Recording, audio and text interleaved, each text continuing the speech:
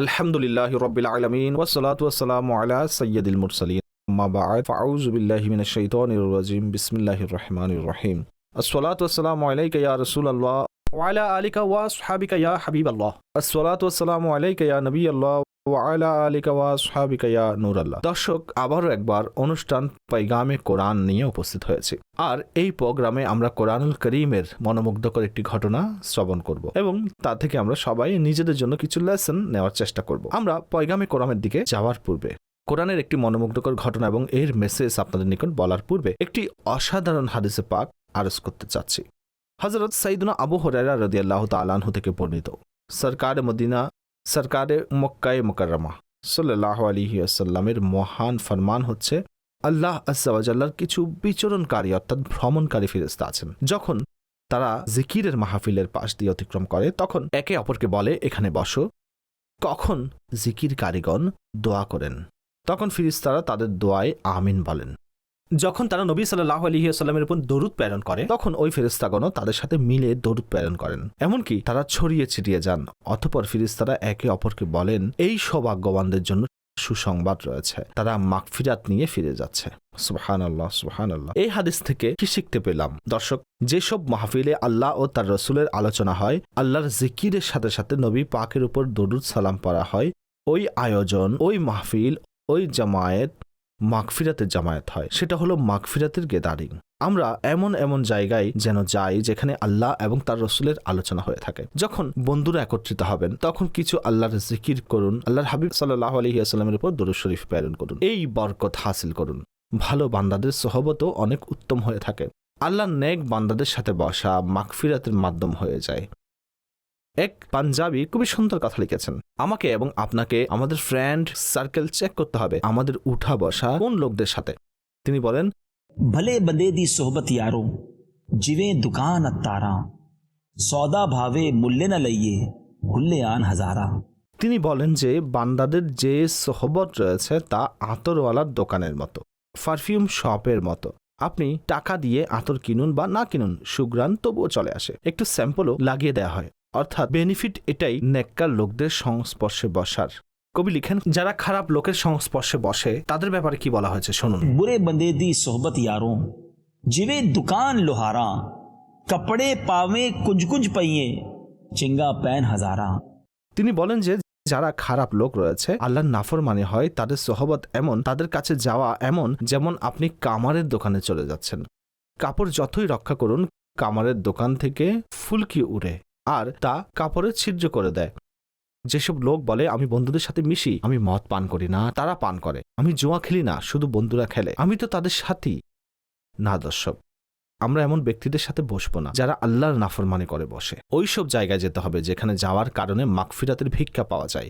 ওইসব নেক লোকদের উপর রহমত বর্ষিত হবে আর তার অংশ আমরাও পেয়ে যাব। এই হাদিসের পয়গামও দেয়ার ছিল। আর এখন যাচ্ছি পয়গামে কোরআনের দিকে। আজকের যে টপিক তা খুবই অদ্ভুত আর বড়ই অসাধারণ। দোয়া কবুল হওয়ার স্থান, সেটি কোন স্থান ছিল যেখানে আল্লাহর নবীর দোয়া কবুল হয়েছে? সুবহানাল্লাহ। ইসলামী ইতিহাসে এক সুমহান চরিত্র হযরত ঈসা আলাইহিস সালামের মাতা হযরত মরিয়ম রাদিয়াল্লাহু তাআলা আনহা এর যখন ওনার জীবনের ঘটনা পড়ি মস্তিষ্ক হতবাক হয়ে যায়। আসুন কিছু ইমেজিং জ্ঞান আজকের প্রোগ্রামে আপনাদেরকে দেওয়ার চেষ্টা করি। হযরত ঈসা আলাইহিস সালামের সম্মানিত মাতা হযরত মরিয়ম রাদিয়াল্লাহু তাআলা আনহার বাবার নাম ইমরান এবং মায়ের নাম হান্না ছিল। যখন বিবি মরিয়ম নিজ মায়ের গর্ভে ছিলেন, পেটে ছিলেন, ওই সময় ওনার মা এই মান্নত করেছিলেন, আমার যে সন্তান জন্ম নেবে তাকে বাইতুল মুকাদ্দাসের খিদমতের জন্য আজাদ করে দিব। সুতরাং যখন হযরত মরিয়ম জন্মগ্রহণ করলো তখন তার মা তাকে বাইতুল মুকাদ্দাসে নিয়ে যান। ওই সময় বাইতুল মুকাদ্দাসের সকল আলিম এবং সকল আবিদের ইমাম হযরত জাকারিয়া আলাইহিস সালাম ছিলেন, যিনি হযরত মরিয়মের খালু ছিলেন। হযরত জাকারিয়া হযরত মরিয়ম রাদিয়াল্লাহু তাআলা আনহাকে নিজের দায়িত্বে প্রতিপালনে নিয়ে নেন আর বাইতুল মুকাদ্দাসের উচ্চ মঞ্জিলে সকল মঞ্জিলের চেয়ে ভিন্ন একটি মিহরাব বানিয়ে হযরত মরিয়মকে ওই মিহরাবে রাখলেন। সুতরাং হযরত মরিয়ম ওই মিহরাবে একাকী ইবাদতে ব্যস্ত থাকতেন, আল্লাহ তাআলার ইবাদতে ব্যস্ত থাকতেন। হযরত জাকারিয়া সকাল সন্ধ্যা মিহরাবে ওনার খোঁজ নেওয়ার জন্য আসতেন আর খাদ্যবস্তুর ব্যবস্থা করতেন, ওনাকে খাবার পানীয় পৌঁছে দিতেন। কিছুদিনের মধ্যেই হযরত মারিয়াম রাদিয়াল্লাহু তাআলা আনহা এর মেহরাবের মধ্যে এই কারামত প্রকাশ পেল। যখন হযরত জাকারিয়া আলাইহিস সালাতু সালাম মেহরাবে যেতেন, তখন সেখানে শীতকালে গ্রীষ্মকালীন ফল আর গ্রীষ্মকালে শীতকালীন ফল তিনি দেখতে পেতেন। হযরত জাকারিয়া আলাইহিস সালাতু সালাম হতবাক হয়ে জিজ্ঞাসা করলেন, হে মরিয়ম, এই ফল তোমার কাছে কোত্থেকে আসে? হযরত মরিয়ম এর উত্তর দিল, এই ফল আল্লাহর পক্ষ থেকে আসে, আর আল্লাহ যাকে চান বিনা হিসেবে রিজিক প্রদান করে থাকেন। হযরত জাকারিয়া আলাইহিস সালাতু সালামকে আল্লাহ আযজা ওয়া জাল্লা নবুয়ত দ্বারা ধন্য করেছিলেন, কিন্তু তার কোনো সন্তান ছিল না, আর তিনি একেবারে বৃদ্ধ হয়ে গিয়েছিলেন। অনেক বছর যাবৎ ওনার অন্তরে পুত্র সন্তানের আকাঙ্ক্ষা ছিল। বারবার তিনি অনুনয় বিনয় রুনা জারি করে আল্লাহ তাবারক ওয়া তাআলার নিকট পুত্র সন্তানের জন্য দোয়া করেছিলেন, কিন্তু খোদার কুদরতি শান তখনও তার সন্তান নসিব হয়নি। যখন তিনি হযরত মরিয়ম রাদিয়াল্লাহু তাআলা আনহার মিহরাবের এই কারামত দেখলেন, এই জায়গায় অমৌসুমী ফল চলে আসে, তখন ওনার অন্তরে এই খেয়াল এলো, আমার বয়সও এখন এতটা বার্ধক্যময় হয়ে গেছে যে এখন আমার সন্তানের ফলের মৌসুম তো শেষ হয়ে গেছে, কিন্তু আমার রব যখন চান নিজের কুদরত দেখাতে পারেন। তখন হযরত মারিয়াম রাদিয়াল্লাহু তাআলা আনহার মেহরাবে তিনি দোয়া করলেন, আল্লাহর কাছে পুনরায় সন্তানের জন্য দোয়া চাইলেন, আর আল্লাহ তাআলা ওনার দোয়া কবুল করেন, আর বৃদ্ধাবস্থায় ওনাকে পুত্র সন্তান দান করেন, যার নাম স্বয়ং আল্লাহ আযজা ওয়া জাল্লা ইয়াহিয়া রাখেন, আর আল্লাহ তাআলা ওনাকেও নবুয়তের মর্যাদা প্রদান করেন। সুবহানাল্লাহ, সুবহানাল্লাহ। দর্শক, কতই না অসাধারণ কথা। এখন আসুন এই সুন্দর ঘটনাকে রব আযজা ওয়া জাল্লা কোরআনে পাকে কিভাবে বর্ণনা করেছেন। কোরআনুল কারীমের তিলাওয়াত শ্রবণ করুন, তার অনুবাদ শুনুন, অতঃপর আলোচনাকে সামনে নিয়ে চলব। এই ঘটনা কোরআনুল কারীমের ৩য় পারার সূরা আলে ইমরান আয়াত নম্বর 37 থেকে শুরু করে 39 বিদ্যমান রয়েছে। তিলাওয়াতে কোরআন শ্রবণ করুন, তরজুমায়ে কোরআনও শুনুন।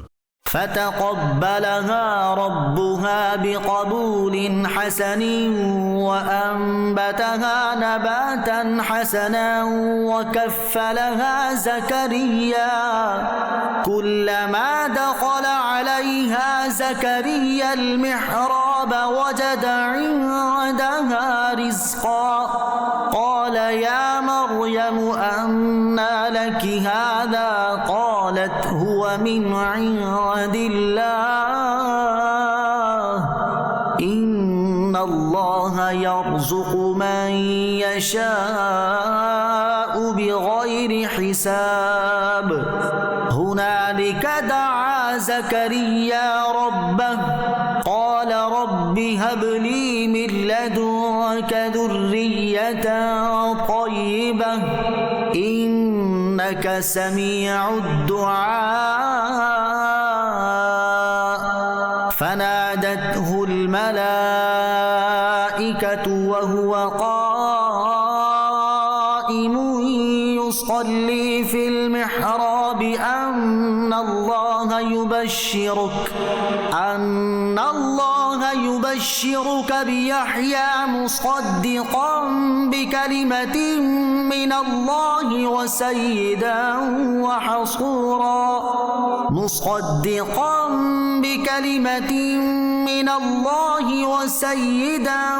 وحصورا ونبيا من الصالحين কানজুল ইমান থেকে অনুবাদ। অতঃপর তাকে তার প্রতিপালক উত্তম রূপে কবুল করলেন এবং তাকে উত্তম রূপে প্রতিপালন করলেন এবং তাকে জাকারিয়ার তত্ত্বাবধানে দিলেন। যখন জাকারিয়া তার নিকট তার নামাজ পড়ার স্থানে যেত, তখন তার নিকট নতুন রিজিক পেত। বলল, মরিয়ম, এটা তোমার নিকট কোত্থেকে আসলো?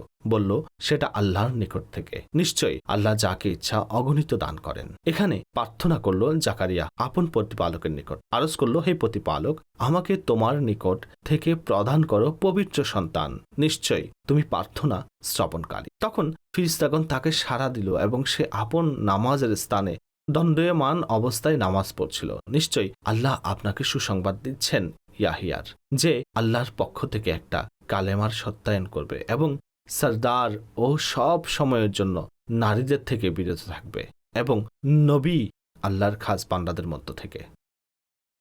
জি দর্শক, অসাধারণ ঘটনা। হযরত জাকারিয়া আলাইহিস সালাতু সালাম এর দোয়া কোন পদ্ধতিতে আল্লাহ কবুল করেছেন সন্তান দিয়েছেন, তাও কেমন দিয়েছেন, এবং তাকে নবুয়তের মর্যাদা দ্বারাও ধন্য করেছেন। এই অসাধারণ ঘটনা থেকে আমাকে এবং আপনাকে আজ কি শিখতে হবে এই বিষয় যা আলেমগণ লিখেছেন যে এই ঘটনা থেকে কি জানা গেল। হযরত মরিয়ম রাদিয়াল্লাহু তাআলা আনহা কারামতের অধিকারী এবং বিলায়েতের মর্যাদায় অধিষ্ঠিত ছিলেন, কেননা খোদার পক্ষ থেকে ওনার মেহেরাবে ফল আসত, আর তাও শীতকালীন, অর্থাৎ শীতকালের মৌসুমে গ্রীষ্মকালীন ফল এবং গ্রীষ্মের মৌসুমে শীতকালীন ফল। এটি ওনার একটি আজিমুশান কারামত যা ওনার বেলায়েতের সাক্ষী। আর এখানে আরো একটি বিষয় খুবই ক্যাটাগরিক্যালি ক্লিয়ার হয়ে যায় যে আল্লাহর ওয়ালিদের কারামতের দলিল তো কোরআনেই বিদ্যমান রয়েছে। হযরত মরিয়ম নবী তো ছিলেন না, তিনি তো নেককার রমণী ছিলেন। তাই যখন কোরআন আলোচনা করছে, কোরআন থেকেও তেলাওয়াত শুনেছেন আপনারা, যখন আল্লাহ তার নেক বান্দাদের ব্যাপারে স্বয়ং আমাদেরকে কোরআনের মাধ্যমে বলেছেন যে তাদের কারামত পসিবল, তাই আজ যদি কোনো আল্লাহর অলির কারামত কেউ বর্ণনা করে তাহলে তাতে কোনো সমস্যা নেই। দর্শক, কারামতের দলিল তো কোরআনেই বিদ্যমান রয়েছে।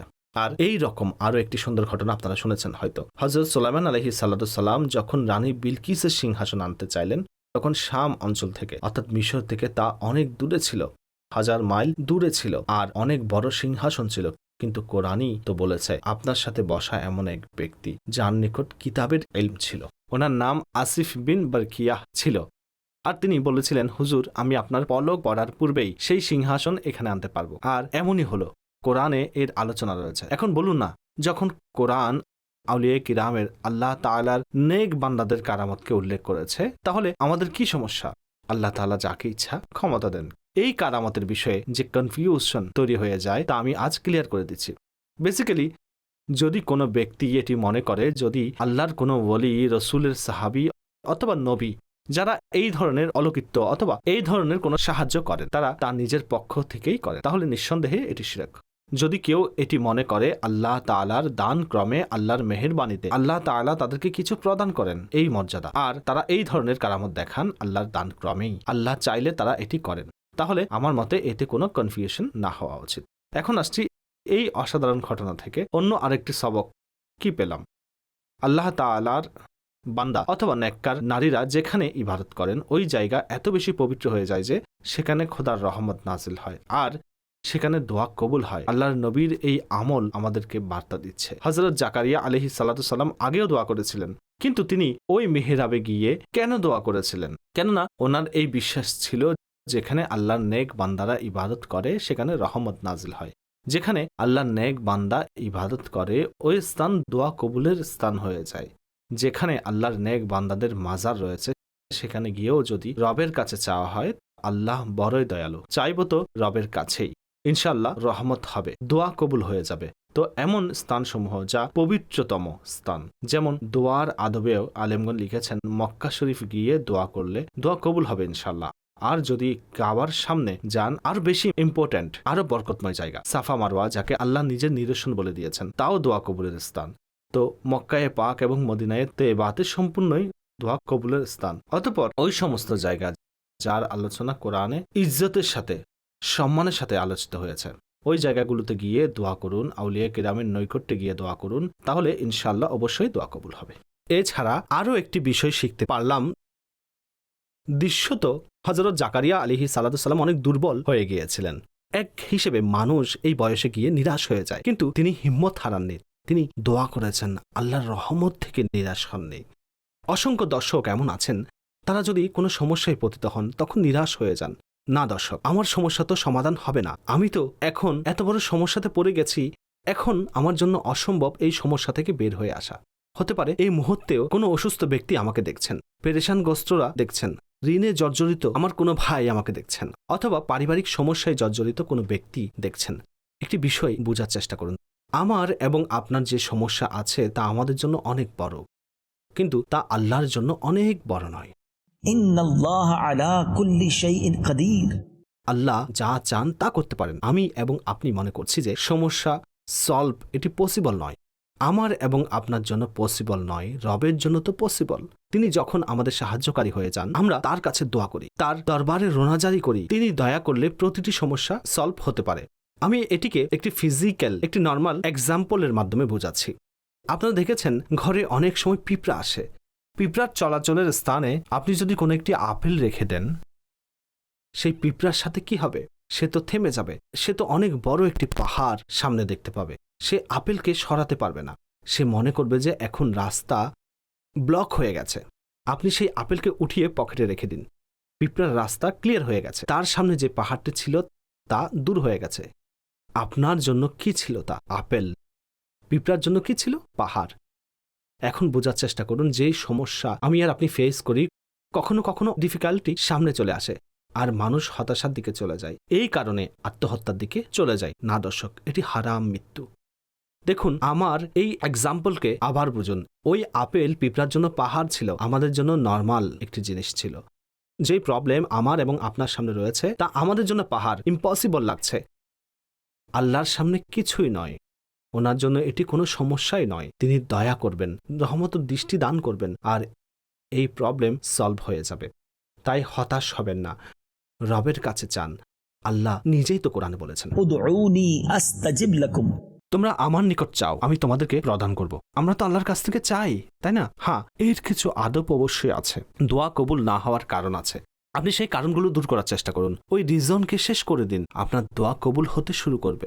নবী পাক আলাইহিস সালাতু সালামের কাছে একবার খুব ইম্পর্টেন্ট প্রশ্ন হযরত সাইয়্যিদুনা সাদ বিন আবু ওয়াক্কাস রাদিয়াল্লাহু তাআলা আনহু করলেন, হুজুর এটি বলুন যে আমি মুস্তাজাবুদ দাওয়াত হতে চাই। মুস্তাজাবুদ দাওয়াত কারা? যার সকল দোয়া কবুল হয়। যতজন দর্শক আমার কথা শুনছেন, আপনারাও হতে চান, আমিও হতে চাই। দোয়া চাইবো আর তা কবুল হয়ে যাবে। খুবই সুন্দর প্রশ্ন ছিল। নবী করিম সাল্লাল্লাহু আলাইহি ওয়াসাল্লাম অনেক বড় কোনো উত্তর দেননি, অনেক বড় কোনো লিস্ট দেননি। তিনি বললেন, হে সাদ, এটা করো, ওটা করো, এরপর তুমি কোর্স করো, তখন গিয়ে তুমি মুস্তাজাবুদ দাওয়াত হয়ে যাবে। না, just one line an answer, একটি বাক্যতেই উত্তর দিয়ে দিয়েছেন। প্রিয় নবী সাল্লাল্লাহু আলাইহি ওয়াসাল্লাম বলেছেন, যার সারমর্ম হচ্ছে, হে সাদ, তোমার লোকমাকে পবিত্র করো, তুমি মুস্তাজাবুদ দাওয়াত হয়ে যাবে। হালাল উপার্জন শুরু করে দাও, তুমি মুস্তাজাবুদ দাওয়াত হয়ে যাবে। তোমার দোয়া কবুল হওয়া শুরু হয়ে যাবে। এখন ভেবে দেখুন দর্শক, আমরা কি করছি? আমরা হারাম উপার্জন করে আশা করি যে দোয়া কবুল হবে। ঘুষ খাওয়া লোক কিভাবে ভাবতে পারে আমার দোয়া কবুল হবে? মিথ্যা বলে ব্যবসা করা ব্যক্তি, ভেজাল পণ্যের ব্যবসায়ী, কারো সম্পদ গ্রাসকারী ব্যক্তি, সুদের ব্যবসায়ী, এটি কিভাবে এক্সপেক্ট করে যে আমার দোয়া কবুল হবে? একটি ফর্মুলা, যদি আপনি চান যে আপনার দোয়া কবুল হোক, উপার্জন হালাল করুন। আচ্ছা, অনেক সময় জানেন কি হয়? উপার্জনের নর্মালি বাকি বিষয়গুলো সব ঠিক থাকে, কোথাও না কোথাও একটি মিস্টেক হতে থাকে, আর আমরা জানতেও পারি না, কেননা ইলমে দ্বীনও নেই। না কারো কাছে জিজ্ঞাসা করা আমরা মেনে নিতে পারি। কোনো একজন আলিমে দ্বীনের কাছে যাই আর ওনাকে বলি, হুজুর চেক করে দিন আমার রুজি কি ঠিক আছে? কোথাও না কোথাও একটি ছিদ্রের মাধ্যমে বুঝে নিন। ড্রপ বাই ড্রপ হারাম আমাদের ব্যবসার মধ্যে অন্তর্ভুক্ত হয় আর সমস্ত সম্পদকে খারাপ করে দেয়। তাই প্লিজ নিজের ব্যবসাকে কোনো মুফতি সাহেবের দ্বারা, আলিমে দ্বীনের মাধ্যমে চেক করিয়ে নিন। একবার বলে চেক করিয়ে নিন। তিনি যদি বলেন ঠিক আছে, তখন আপনি প্রশান্তি লাভ করবেন। আর তিনি যদি বলেন এই পদ্ধতিটি চেঞ্জ করে দিন, তাহলে চেঞ্জ করে দিন, যাতে উপার্জন হালাল হয়। হারাম কেন উপার্জন করব? আল্লাহ রিজিক দাতা, তিনি হালাল প্রদানকারী। তাই নিজের উপার্জনকে পবিত্র করুন, নিজের লোকমাকে পবিত্র করুন। আপনার দোয়াও কবুল হতে শুরু করবে। আর যখনই দোয়া চাইবেন, খুব বিশ্বাসের সাথে চাইবেন। সন্দেহের সাথে, হেজিটেশনের সাথে দোয়া কবুল হয় না। লোক দোয়া করার সময় ভাবে, করে ফেলি, জানি যে কিছুই হবে না, কবুল হবে না, জানি না হবে কি হবে না। আলিমগণ বলেন তার দোয়া কবুলই হয় না যারা এই কনসেপ্টের সাথে দোয়া করে। আপনাদেরকে একটি ঘটনা শোনাচ্ছি। এক গ্রামে বৃষ্টি হচ্ছিল না, গ্রামবাসী খুব পেরেশান ছিল, খরা চলছিল। তখন তারা ডিসাইড করলো যে পুরো গ্রামবাসী কোনো এক গ্রাউন্ডে জমা হবে এবং সেখানে দোয়া করবে। সবাই মিলে আল্লাহর দরবারে, যাকে সালাতুল ইস্তিসকা বলা হয়, দোয়ায়ে ইস্তিসকা বলা হয়, বৃষ্টির দোয়া। সকল গ্রামবাসী একত্রিত হলো। একজন যুবকও এলো, কিন্তু সে নিজের সাথে একটি ছাতাও নিয়ে এলো, আমব্রেলা নিয়ে এলো। তখন লোকেরা তার সাথে উপহাস শুরু করলো যে কয়েক বছর হয়ে গেছে, কয়েক মাস চলে গেছে, এক ফোঁটা পানিও বর্ষণ হয়নি, আজও মেঘ নেই, আর আপনি ছাতা নিয়ে এসেছেন। ওই যুবক অসাধারণ উত্তর দিল। যুবক বলতে লাগলো, যে রবের কাছে চাইতে এসেছি, যদি তার উপর বিশ্বাস না থাকে তাহলে কেন চাইতে এলাম? আর আজ যদি দোয়া কবুল হয় তাহলে কি বৃষ্টিতে ভিজবো? চিন্তা করুন কেমন বিশ্বাস ছিল, কেমন বিলিভ ছিল। কিতাবে লেখা আছে, দোয়া হলো, মুষলধারে বৃষ্টি হলো, সমস্ত গ্রামবাসী ভিজে বাড়িতে ফিরল। ওই যুবক ছাতার নিচে রক্ষা পেল। এই বিলিভই রিকোয়ার্ড, এই দৃঢ় বিশ্বাসই প্রয়োজন। যখন আল্লাহর কাছে দোয়া করার সময় বিশ্বাস এবং ফোকাস থাকবে যে আমার দয়াময় অবশ্যই দান করবেন। বাস আসল বস্তু হচ্ছে আদবের সাথে প্রার্থনা যেন অন্তর থেকে হয়, কানেক্টিভিটির সাথে চান, অবশ্যই দয়া হবে। তো দর্শক, আজকের এই সুন্দর পয়গামে কোরআন অনুষ্ঠানে আমরা আরো একটি পয়গাম অর্জন করলাম। হতাশ হওয়া যাবে না, দোয়ার উপর বিশ্বাস রাখুন, দোয়া মন প্রাণ থেকে করুন। দোয়া হলো ইবাদত। হাদিসের শব্দ হচ্ছে अद्दुआओ मुखुल इबादा, দোয়া হচ্ছে ইবাদতের মগজ। अद्दुआओ सलाहुल मुमिन। দোয়া মুমিনের হাতিয়ার। আমাদের নিকট এই জিনিসটি বিদ্যমান, আর আমরা পুরো দুনিয়ার সামনে পেছনে ঘুরতে থাকি, সবার কাছে যাই সমস্যা নিয়ে, রবের কাছে যায় না। রবের কাছে যান, সিজদা করুন, অনেক দোয়া করুন, ওই রব্বে করিম অবশ্যই প্রদান করবেন। যাই হোক দর্শক, আজকের পয়গামে কোরআনের সময় শেষ হয়েছে। আমরা যাব আমাদের পরবর্তী সেগমেন্টের দিকে, যার নাম হচ্ছে কোরআনের পরিচয়।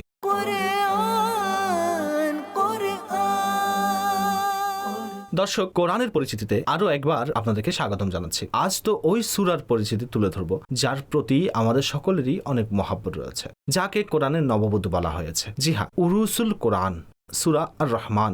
আজ সূরা আর রহমানের পরিচিতি শুনব। মনে রাখবেন, সূরা আর রহমান মক্কাতুল মুকাররমাতে নাজিল হয়েছে। এই সূরাতে 3টি রুকু, 78টি আয়াত, 78 আয়াত, 351 ওয়ার্ড আর 1663টি বর্ণ রয়েছে। 1636 হরফ রয়েছে। এই সূরার নাম সূরা আর রহমান এই জন্য রাখা হয়েছে। এর প্রারম্ভ আল্লাহ তাআলার আসমাউল হুসনার মধ্যে থেকে একটি নাম আর রহমান দ্বারা করা হয়েছে। সূরা আর রহমানের ফজিলত, সুবহানাল্লাহ, হযরত আলী আল মুর্তজা শেরে খোদা কারামাল্লাহু তাআলা ওয়াজহাহুল করিম থেকে বর্ণিত আছে, নবী পাক সাল্লাল্লাহু আলাইহি ওয়াসাল্লাম ইরশাদ করেছেন, প্রতিটি জিনিসের একটি সৌন্দর্য আছে, আর কোরআনের সৌন্দর্য হচ্ছে সূরা আর রহমান। মুফতি আহমদ ইয়ার খান নঈমী রহমতুল্লাহ আলাইহি বলেন যে, কিছু কারণে সূরা আর রহমানকে কোরআনের নববধূ এবং সৌন্দর্য বলা হয়েছে। এই সূরাতে আল্লাহ তাআলার জাত ও সিফাতের আলোচনা রয়েছে, আর জাত ও সিফাতের প্রতি বিশ্বাস ঈমানের সৌন্দর্য।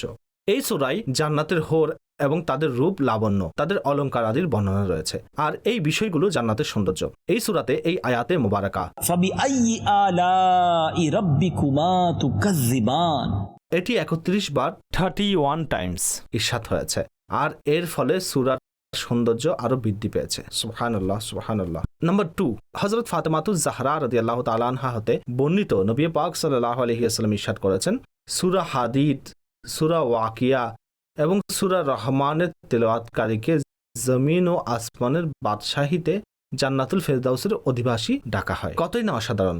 পুনরায় রিপিট করছি, এই সূরাগুলোকে নিজের ওজিফাতে অন্তর্ভুক্ত করে নিন। সূরা হাদিদ, সূরা ওয়াকিয়া এবং সূরা রহমান, যদি সম্ভব হয় এর তেলাওয়াত অধিক পরিমাণে করতে থাকুন। নাম্বার 3, তৃতীয় ফজিলত, এই সূরার আয়াত যদিও ছোট ছোট, কিন্তু এর প্রভাব অনেক শক্তিশালী। বর্ণিত আছে, হযরত কায়েস বিন আসিম বিন কারি রাদিয়াল্লাহু তাআলা আনহু ইসলাম কবুল করার পূর্বে প্রিয় নবী সাল্লাল্লাহু আলাইহি ওয়াসাল্লামকে আরজ করলেন, যা কিছু আপনার উপর নাজিল করা হয়েছে আমার সম্মুখে তেলাওয়াত করুন। আল্লাহর হাবিব সাল্লাল্লাহু আলাইহি ওয়াসাল্লাম তার সামনে সূরা আর রহমান পড়লেন। তখন সে আরজ করলো, এটি আবার পড়ুন। প্রিয় নবী সাল্লাল্লাহু আলাইহি ওয়াসাল্লাম তার বলার প্রেক্ষিতে 3 বার সূরা রহমানকে পড়লেন। আর সূরা রহমান শুনে সে আরজ করলো, খোদার কসম, এই সূরা খুবই মনোমুগ্ধকর। এর মধ্যে অনেক মাধুর্যতা রয়েছে। এর নিম্নের অংশ সবুজ শ্যামল, আর উপরের অংশ ফলদার। এটি কোনো মানুষের তৈরি কালাম নয়, আর আমি সাক্ষী দিচ্ছি আল্লাহ তাআলা ছাড়া আর কোনো মাবুদ নেই, আর নিঃসন্দেহে আপনি আল্লাহ তাআলার রাসূল। কতই না অসাধারণ, কতই না অসাধারণ। আসলেই সূরা রহমান পড়লে মানুষের এমন মনে হয় রবের রহমতের সমুদ্রে মূলত সাঁতার কেটে যাচ্ছে। এই সূরার মূল আলোচ্য বিষয় হচ্ছে, এতে আল্লাহ তাআলার একত্ববাদ এবং কুদরত, নবী পাক সাল্লাল্লাহু আলাইহি ওয়াসাল্লামের নবুয়ত আর কোরআনুল কারীম আল্লাহ তাআলার ওহী হওয়ার দলিলাদি বর্ণনা করা হয়েছে। এছাড়া এতে এই বিষয়বস্তু বর্ণনা করা হয়েছে। নাম্বার 1, এই সূরার প্রারম্ভে আল্লাহ তাআলা তার মহান নিয়ামত সমূহ, যেমন কোরআনুল কারীম নাজিল করা, রিসালাতের ধারককে তা শিক্ষা দেওয়া, আর তিনি সাল্লাল্লাহু আলাইহি ওয়াসাল্লামকে দুনিয়া ও আখিরাতের সকল বিষয়ে শিক্ষা দেওয়ার ব্যাপারে আলোচনা এসেছে। এরপর চন্দ্র, সূর্য, জমিনে উৎপন্ন তরুলতা, বৃক্ষ, আসমান, জমিন, বাগানের ফল এবং ক্ষেতের ফসলেরও আলোচনা করা হয়েছে।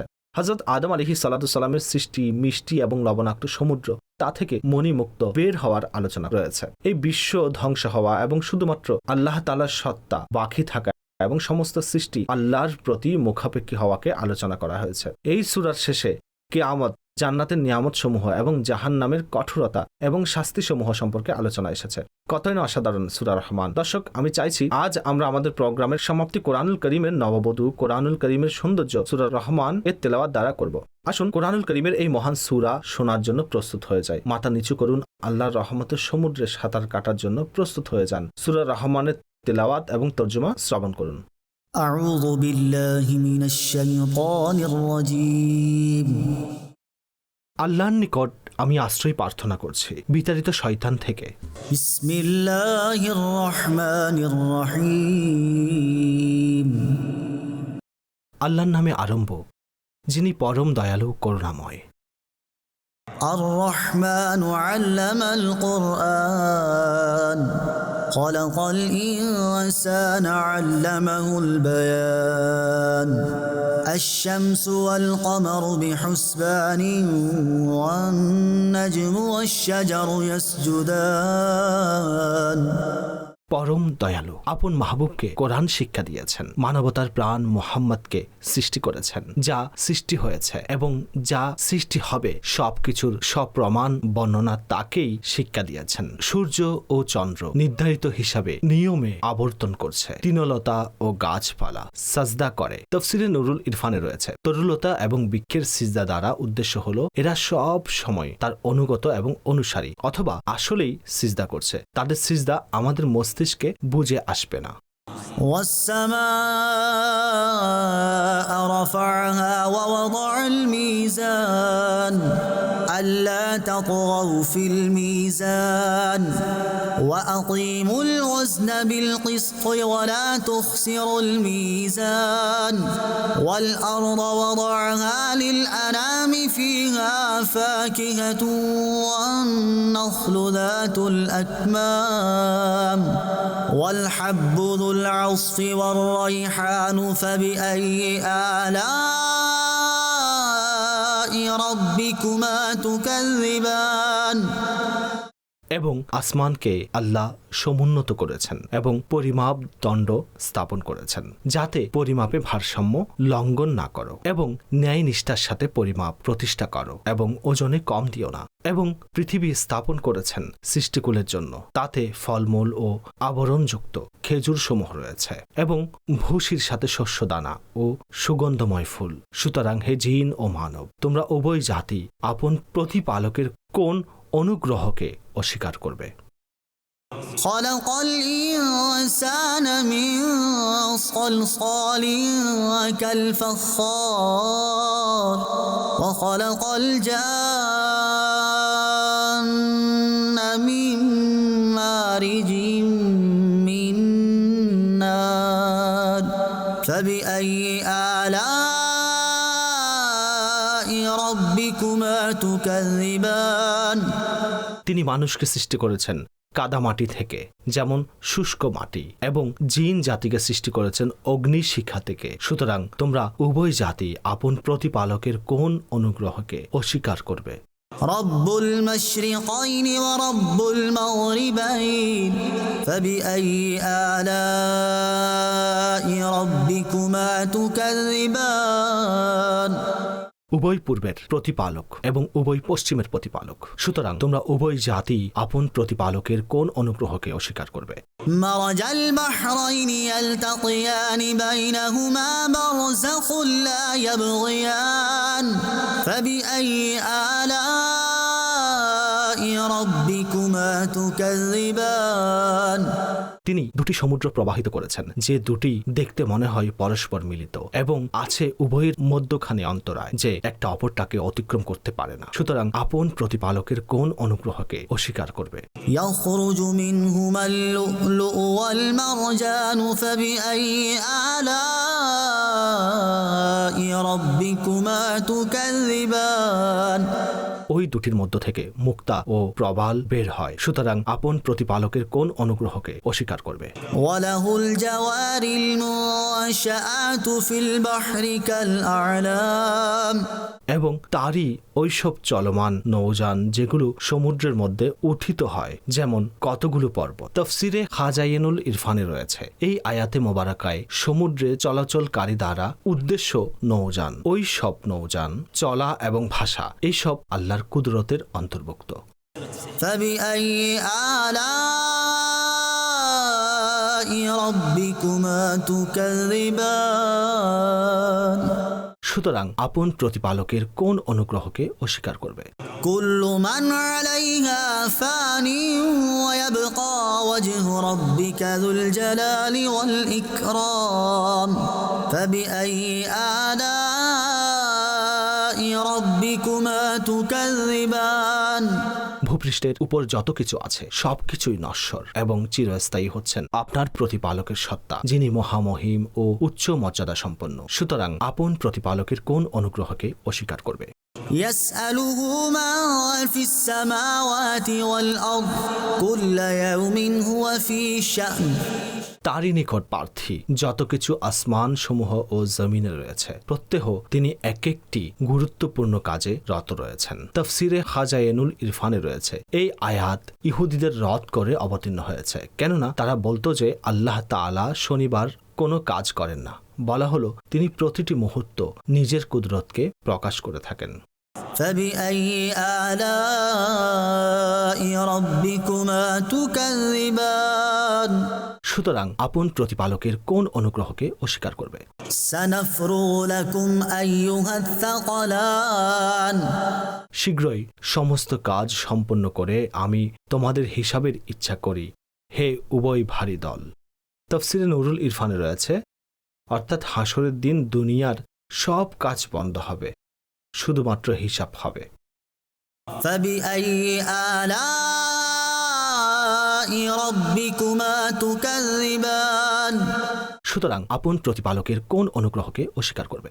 يا معشر الجن والإنس إن استطعتم أن تنفذوا من أقطار السماوات والأرض فانفذوا لا تنفذون إلا بسلطان فبأي آلاء ربكما تكذبان হে জিন ও ইনসানের দল, যদি তোমাদের পক্ষে এটা সম্ভবপর হয় যে তোমরা আসমানসমূহ ও জমিনের প্রান্তগুলো থেকে বের হয়ে যাবে, তাহলে বের হয়ে যাও। বের হয়ে যেখানেই যাবে সেখানে তারই রাজত্ব বিরাজমান। সুতরাং আপন প্রতিপালকের কোন অনুগ্রহকে অস্বীকার করবে?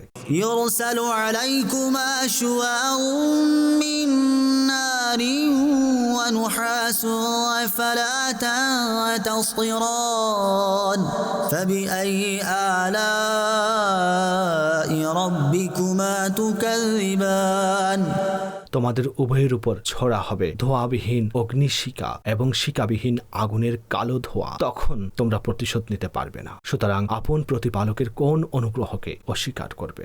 فإذا انشقت السماء فكانت وردة كالدهان فبأي آلاء ربكما تكذبان অতঃপর যখন আসমান বিদীর্ণ হবে তখন তা গোলাপ ফুলের ন্যায় হয়ে যাবে, যেমন নিরেট লাল। সুতরাং আপন প্রতিপালকের কোন অনুগ্রহকে অস্বীকার করবে? فيومئذ لا يسأل عن ذنبه إنس ولا جان সুতরাং ওই দিন পাপীর পাপ সম্পর্কে জিজ্ঞাসা করা হবে না কোনো মানুষ ও জিন থেকে। তাফসিরে খাজাইনুল ইরফানে রয়েছে, এর মানে হচ্ছে ওই দিন ফিরিস্তা অপরাধী জিজ্ঞাসা করবেন না, তাদের চেহারা দেখেই চিনতে পারবেন, আর প্রশ্ন অন্য সময়ে করা হবে। فبأي آلاء ربكما تكذبان সুতরাং আপন প্রতিপালকের কোন অনুগ্রহকে অস্বীকার করবে? يعرف المجرمون بسيماهم فيؤخذ بالنواصي والأقدام فبأي آلاء ربكما تكذبان অপরাধীগণকে তাদের চেহারা দ্বারাই চেনা যাবে। সুতরাং মাথা ও পা ধরে জাহান্নামে নিক্ষেপ করা হবে। সুতরাং আপন প্রতিপালকের কোন অনুগ্রহকে অস্বীকার করবে? هذه جهنم التي يكذب بها المجرمون يطوفون بينها وبين حميم آن فبأي آلاء ربكما تكذبان। এটা হচ্ছে ওই জাহান্নাম যাকে অপরাধীগণ অস্বীকার করে। তারা পদক্ষিণ করবে তাতে এবং চরম পর্যায়ের জ্বলন্ত ফুটন্ত পানিতে। সুতরাং আপন প্রতিপালকের কোন অনুগ্রহকে অস্বীকার করবে?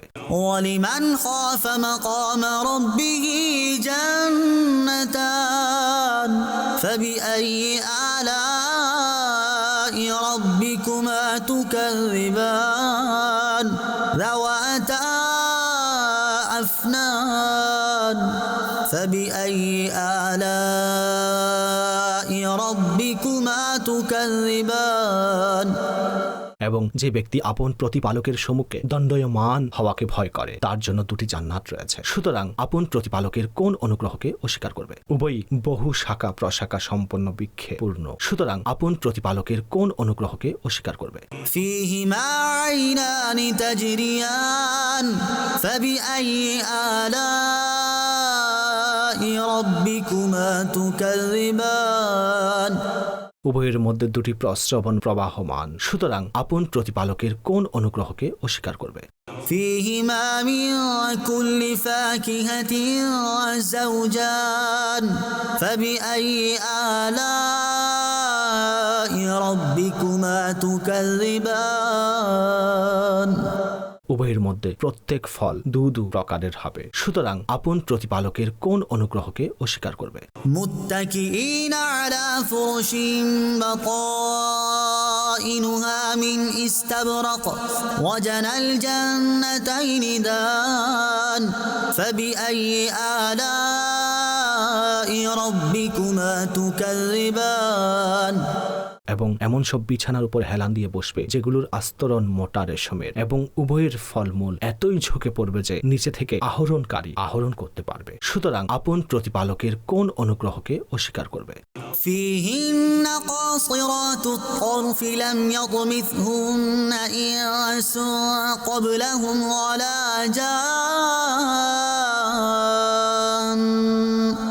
فبأي آلاء ربكما تكذبان। ওইসব বিছানার উপর এমন স্ত্রীগণ থাকবে যারা স্বামী ব্যতীত অন্য কারো প্রতি চক্ষু উঁচু করে দৃষ্টিপাত করে না। তাদের পূর্বে এদেরকে স্পর্শ করেনি কোনো মানুষ এবং না কোনো জিন। সুতরাং আপন প্রতিপালকের কোন অনুগ্রহকে অস্বীকার করবে? كأنهن الياقوت والمرجان فبأي آلاء ربكما تكذبان। তারা যেন পদ্মরাগ ও প্রবাল। সুতরাং আপন প্রতিপালকের কোন অনুগ্রহকে অস্বীকার করবে? هل جزاء الإحسان إلا الإحسان فبأي آلاء ربكما تكذبان। উত্তম কাজের প্রতিদান কি কিন্তু উত্তম কাজই। সুতরাং আপন প্রতিপালকের কোন অনুগ্রহকে অস্বীকার করবে? ومن دونهما جنتان فبأي آلاء ربكما تكذبان। এবং ওই দুটি ব্যতীত আরো দুটি জান্নাত আছে। সুতরাং আপন প্রতিপালকের কোন অনুগ্রহকে অস্বীকার করবে? مدهامتان فبأي آلاء ربكما تكذبان। এই জান্নাত দুটির মধ্যে গাঢ় সবুজ থেকে কালো বর্ণের ঝলক বিচ্ছুরিত হচ্ছে। সুতরাং আপন প্রতিপালকের কোন অনুগ্রহকে অস্বীকার করবে? فيهما عينان نضاختان فبأي آلاء ربكما تكذبان। ওই দুটি প্রস্রবণ রয়েছে উচ্ছলিত। সুতরাং আপন প্রতিপালকের কোন অনুগ্রহকে অস্বীকার করবে? فيهما فاكهة ونخل ورمان فبأي آلاء ربكما تكذبان। ওই দুটিতে রয়েছে ফলমূল, খেজুর সমূহ এবং আনার। সুতরাং আপন প্রতিপালকের কোন অনুগ্রহকে অস্বীকার করবে? فيهن خيرات حسان فبأي آلاء ربكما تكذبان সেগুলোর মধ্যে রয়েছে স্ত্রীগণ অভ্যাসে সতী, আকৃতিতে উত্তম। সুতরাং আপন প্রতিপালকের কোন অনুগ্রহকে অস্বীকার করবে?